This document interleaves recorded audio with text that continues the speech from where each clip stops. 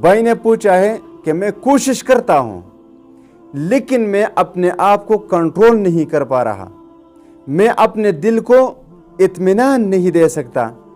लेकिन मेरे प्यारे भाई, इस बात को आप याद रखें कि दिल का इत्मीनान अल्लाह के पास है, क्योंकि अगर हम चाहते हैं कि हम दिलों को सुकून दें, इत्मीनान दें, तो नहीं दे सकते। दिलों को सुकून और इत्मीनान देने वाली ज़ात अल्लाह की है, इस बात पर आपने ईमान रखना है। अब इस इत्मीनान को हम तलाश कहाँ करें? तो कुरान पढ़े।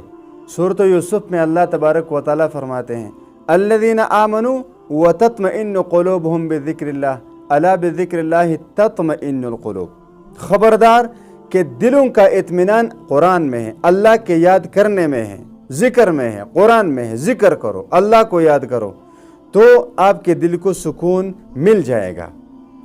एक और आसान सा वजीफ़ा मैं तुम्हें बताता हूँ, उसको ध्यान से सुने कि आपने सुबह और शाम अपना दाया हाथ अपने इस दिल के ऊपर रखना है, दिल के ऊपर, सुबह शाम दिल के ऊपर रखना है और 7 मरतबा इस आयत करीमा के दोहराना है। सूरत तौबा के बिल्कुल आखिरी आयत है, सूरत तौबा की आखिरी आयत, इसको याद कर लीजिए। हस्बी अल्लाहु ला इलाहा इल्ला हुवा अलैहि तवक्कलतु व हुवा रब्बुल अर्शिल अज़ीम।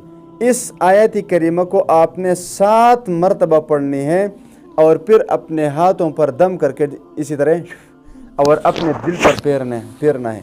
इंशाअल्लाह आपकी दिल बेखौफी बेकरारी से वो निजात मिल जाएगा, उसको इत्मीनान और सुकून मिल जाएगा।